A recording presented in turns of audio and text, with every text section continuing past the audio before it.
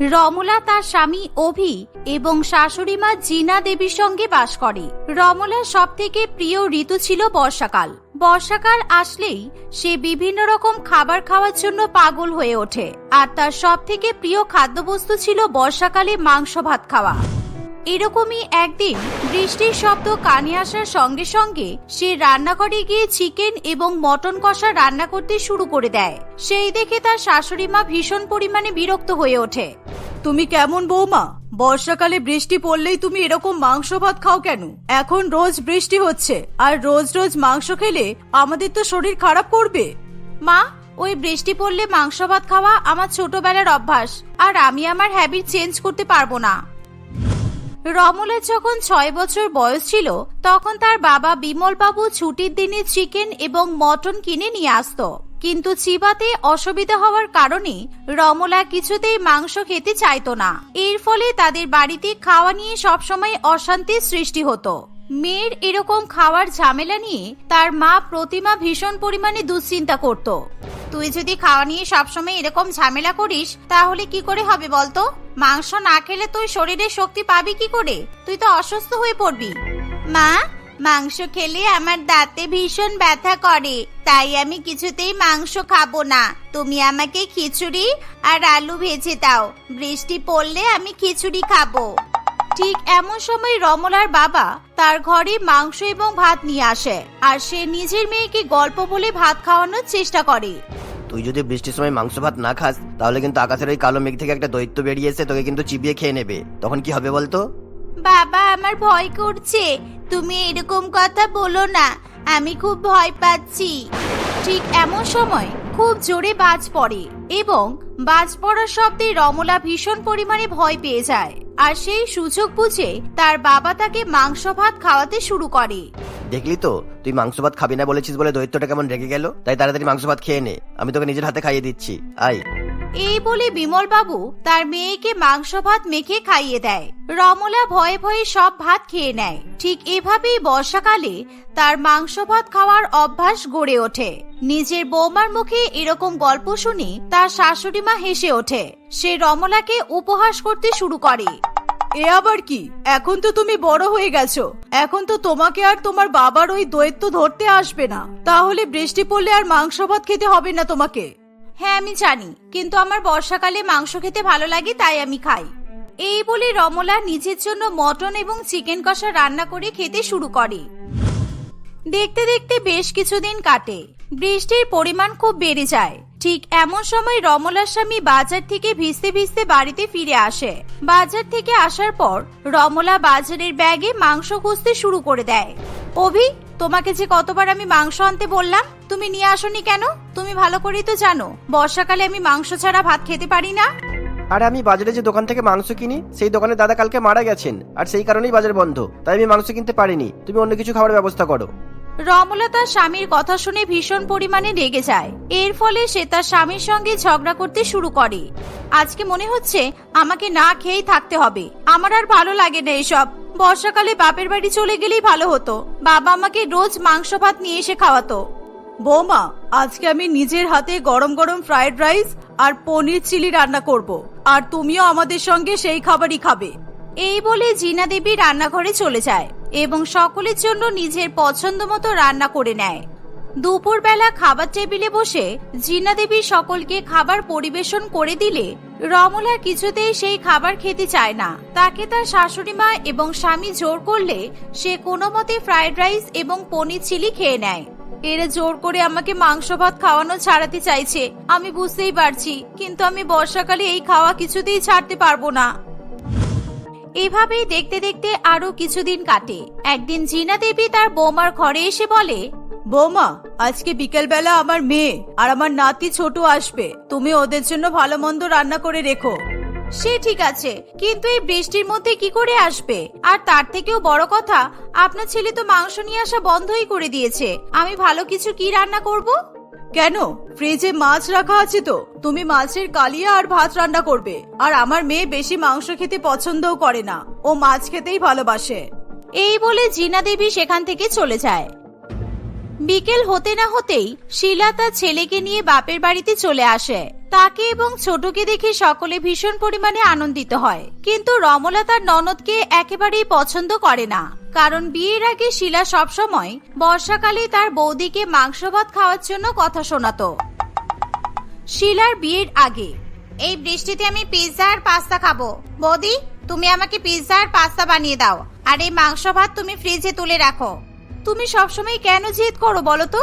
আমি মাংস রান্না করলেই তুমি এসব নাটক করো। আমাকে মাংস খেতে দাও না, আর তুমি তোমার পছন্দ মতো খাবার খাও। মা, ও মা, এদিকে এসো, দেখো বৌদি আমার সঙ্গে ঝগড়া করছে। শিলা তার মাকে ডাকলে জিনা দেবী সেখানে আসে এবং সেও তার বৌমাকে বকাবকি করা শুরু করে। কদিন পরে আমার মেয়ের বিয়ে হয়ে যাবে, আর এখন তুমি আমার মেয়েকে ওর পছন্দের খাবার রান্না করে খাওয়াবে না? ওর সঙ্গে এভাবে ঝগড়া করবে? আপনার মেয়ের বিয়ে হলে তো আমি বাঁচি। এখন যাও, বাইরে বৃষ্টি পড়ছে, জামা কাপড় তুলে নিয়ে এসো, আর তারপর আমার মেয়েকে ওর মন পছন্দের খাবার রান্না করে দাও। এসব কথা মনে করেই রমলার রাগ আরো বেড়ে যায়, কিন্তু সে শিলাকে কিছু বলে না, কারণ ছোটকে রমলা ভীষণ পরিমাণে ভালোবাসতো। আরে ও বৌদি, এই বৃষ্টির মধ্যে আমি ভিজে ভিজে এখানে এলাম, আমার ভীষণ খিদে পেয়ে গেছে, যাও আমাকে আর আমার ছেলেকে খেতে দাও। রমলা সকলের জন্য মাছের কালিয়া এবং ভাত নিয়ে চলে আসে। সে সকলকে খাবার পরিবেশন করে দিলে তারা মনের আনন্দে খাবার খেতে শুরু করে। কি ব্যাপার বৌদি, আজকে এরকম আকাশ কালো করে বৃষ্টি পড়ছে, আর তুমি মাংস ভাত না করে মাছ ভাত রান্না করেছো? তোমার স্বভাবের তাহলে পরিবর্তন ঘটলো? না, কিছুই পরিবর্তন হয়নি। তোমার দাদা ইচ্ছা করে বাজার থেকে মাংস নিয়ে আসছে না, তাই আমি রান্না করতে পারিনি। রমলার কথা শুনে শিলা কিছু বলে না, কিন্তু শিলার ছেলে কিছুতেই মাছ খেতে চায় না। মাছে খুব কাঁটা থাকায় ছোট না খেয়ে ভীষণ পরিমাণে কাঁদতে শুরু করে। এর ফলে শিলা তাকে কিছু না খাইয়েই ঘুম পাড়িয়ে দেয়। তুমি খাবে না বৌমা? খেয়ে নিয়ে শুয়ে পড়ো, বাইরে খুব বৃষ্টি হচ্ছে, তাড়াতাড়ি ঘুমিয়ে পড়া উচিত। না, আমার পেটে একটু সমস্যা হয়েছে, তাই আমি আজকে আর কিছু খাবো না। রমলার কথা শুনে সকলে যে যার মতো নিজের ঘরে গিয়ে ঘুমিয়ে পড়ে। ঠিক এমন সময় রমলা লুকিয়ে লুকিয়ে রান্নাঘরে যায় এবং সিলিন্ডারের পাশ থেকে রেডিমেড মাংস বের করে নিয়ে আসে। ভাগ্যিস সবার আড়ালে আমি অনলাইনে রেডিমেড মাংস অর্ডার করেছিলাম, না হলে এত বৃষ্টির মধ্যে আমি মাংস খাবো না, সেটা কি হতে পারে? রমলা মাইক্রো ওভেনে মাংস এবং ভাত গরম করে। সে বৃষ্টির মধ্যে ছাদের সিঁড়িতে বসে মাংস ভাত খেতে থাকে। সে মনের শোকে বৃষ্টির ছাট উপভোগ করতে করতে মাংস খাচ্ছে। এমন সময় ছোটর ঘুম ভেঙে যায়। সে ধীরে ধীরে খাট থেকে নেমে ঘরের বাইরে বেরিয়ে আসে। সে ছাদের কাছে শব্দ পেয়ে সেখানে উঠে আসে। রমলা তাকে দেখে ভীষণ ভয় পেয়ে যায়। মামি, তুমি লুকিয়ে লুকিয়ে কি খাবার খাচ্ছ? আমার ভীষণ খিদে পেয়েছে, আমায় একটু খাইয়ে দেবে? এখন যদি মাকে ডাকি তাহলে মা খুব বকা দেবে। আমি মাংস ভাত খাচ্ছি, তুই খাবি? তোর মাংস খেতে ভালো লাগে তাই না? হ্যাঁ, ভালো লাগে, কিন্তু মা খেতে ভালোবাসে না বলে আমায়ও খেতে দেয় না। রমলা তখন নিজের হাতে করে ছোটকে মাংস ভাত খাওয়াতে শুরু করে। ছোট খুব মজা করে রমলার সঙ্গে মাংস ভাত খায়। তাদের খাওয়া হয়ে গেলে তারা দুজনে মিলে নিচে নেমে আসে। ঠিক এমন সময় হঠাৎ করে ছোটর ভীষণ পরিমাণে পেটে ব্যথা শুরু হয়।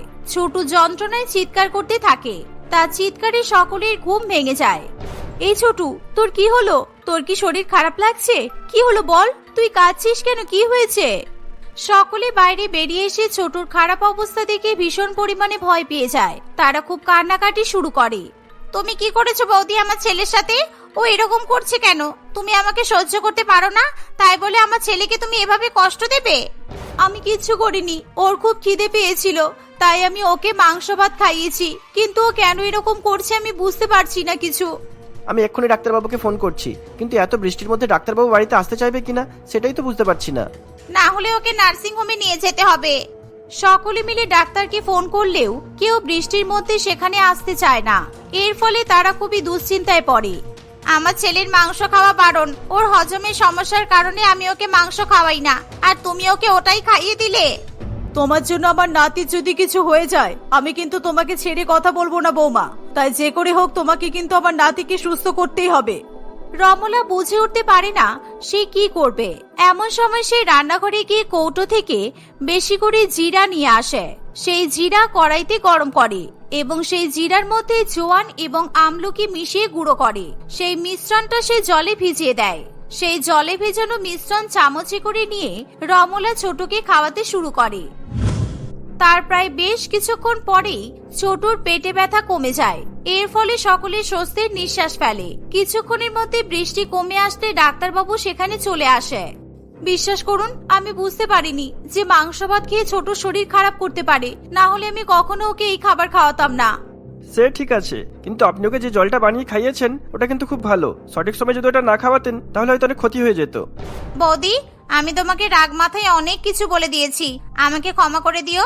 আর তুমি পারলে এই মাংস ভাত খাওয়ার অভ্যাসটা ছেড়ে দাও। বর্ষায় খাওয়ার মতো অনেক খাবার আছে যা খেলে শরীর খারাপ করে না, তুমি সেই সব খাবার খাও। মামি, তোমাকে আমার জন্য অনেক বকা খেতে হয়েছে বলো। আমি জানতাম না যে মাংস খেলে আমার শরীর খারাপ হয়, কিন্তু মাংস খাওয়ার লোভে আমি তোমায় কখনো কিচ্ছু বলিনি, আর মায়ের নামে মিথ্যা কথা বলে মাংস ভাত খেয়ে নিয়েছি। ছোট সকলের সামনে সত্যি কথা বললে সকলে খুবই লজ্জায় পড়ে। আমার ছেলেটাও খুব দুষ্টু। বৌদি খিদে পেটে আমার ছেলেটাকে মাংস ভাত খাওয়াতে গিয়ে সমস্যায় পড়েছে। ছোট, দেখলি তো, তুই কিন্তু আর কখনো মাংস খাবি না বাবা। মাংস খেয়ে কিন্তু তোর শরীর খারাপ করেছে। এতে কিন্তু বৌদির কোনো দোষ ছিল না, দোষটা তোরই ছিল। শিলার কথা শুনে ছোট রমলার কাছেও ক্ষমা চায়। সেদিনের পর থেকে ধীরে ধীরে রমলা বর্ষায় মাংস ভাত খাওয়ার অভ্যাস পরিবর্তন করা শুরু করে। সে সকলের সঙ্গে মিলেমিশে সাধারণ খাবার খেয়ে বর্ষাকাল কাটানোর চেষ্টা করে। সীতা দেবী তার দুই ছেলে সুদীপ এবং রিতেশের সাথে বাস করে। তার বয়স হয়ে যাওয়ায় সে তার দুই ছেলের বিয়ে দেওয়ার কথা চিন্তা করে এবং সম্বন্ধ দেখা শুরু করে দেয়। কিছুদিনের মধ্যে দুই ভাইয়ের সাথে একই পরিবারের দুই বোন রমা এবং মিতার বিয়ে ঠিক হয়। তাদের বাবা মা মারা যাওয়ায় দুই বোন তাদের দিদা এবং দাদুর সঙ্গে একটি ভাড়া বাড়িতে বসবাস করত। দুই বোনকে দেখতে ভীষণ সুন্দরী হওয়ায় সীতা দেবীর তাদেরকে ভীষণ পরিমাণে পছন্দ হয়েছিল। বিয়ের শুভ দিন এগিয়ে আসলে সুদীপের সাথে রমার এবং রিতেশের সঙ্গে মিতার বিয়ে হয়ে যায়। বিয়ের পর, আচ্ছা বৌমা, তোমরা দুই বোন একই মায়ের পেটে সন্তান হওয়ার পরেও তোমরা দুজনে দুই রকমের কি করে বলো তো? বড় বৌমা কি সুন্দর মাথায় ঘোমটা দিয়ে সংস্কারী বউয়ের মতো থাকে, আর মিতা তুমি একটু বেশিই মডার্ন। আমি বাড়ির বড় বউ। আমি টিভিতে দেখেছি বাড়ির বউরা মাথায় ঘোমটা দিয়েই বাড়ির সমস্ত কাজ করে, আমিও তাই করব। আমার সম্মানীয় শাশুড়ি মা, যদি কিছু ভুল বলে থাকি তাহলে আমাকে মার্জনা করবেন। আর আমি ছোটবেলা থেকেই এমন ধরনেরই ছিলাম, আমার মধ্যে একটু লজ্জা কম। ওইসব মাথায় ঘোমটা দিয়ে ঘুরে বেড়ানো আমার একেবারেই পোষায় না। আর আমার দিদির ন্যাকা ষষ্ঠী, তাই এমন ভান করে ঘুরে বেড়াচ্ছে। সীতা দেবী তার বড় বৌমার কাছ থেকে এত সম্মান পেয়ে ভীষণ পরিমাণে খুশি হয়। অন্যদিকে ছোট বৌমার ব্যবহার তার একেবারেই পছন্দ হয় না। বড় বৌমা শ্বশুরবাড়িতে এসেই রান্নাঘরে যাওয়ার জন্য ব্যস্ত হয়ে ওঠে। মা, আমি রান্নাঘরে যাই। বিয়ের পর তো বাড়ির বউদের এটা দায়িত্ব শ্বশুরবাড়ির লোকেদেরকে রান্না করে খাওয়ানো, তাই আমি আপনাদের সবাইকে নিজের হাতে রান্না করে খাওয়াতে চাই। দিদি ভাই, তুই তো দেখছি প্রথম থেকে এসেই শ্বশুরবাড়ির লোকেদেরকে ইমপ্রেস করার চেষ্টা করছিস। তুই রান্না করবি কর, কিন্তু আমি এসব পারবো না। আমাকে যেন রান্না করতে বলিস না তুই। এই বলে সীতা দেবীর দুই বৌমা রান্নাঘরে চলে যায়। তারা তাদের শাশুড়ি মা এবং স্বামীদের জন্য রান্না করতে শুরু করে। রমা ঠিক করে যে সে তার শ্বশুরবাড়ির লোকেদের জন্য মটন কষা আর ভাত রান্না করবে। অন্যদিকে মিতা ঠিক করে সে সকলের জন্য ফ্রাইড রাইস রান্না করবে। তারা তাদের ইচ্ছা মতো রান্না করতে থাকে। আমি কপাল করে এমন দুই বৌমা পেয়েছি, আমাকে তোয়াজ করে রান্না করে খাওয়ানোর জন্য দুজনেই উঠে পড়ে লেগেছে। কি ভালো ভাগ্য আমার।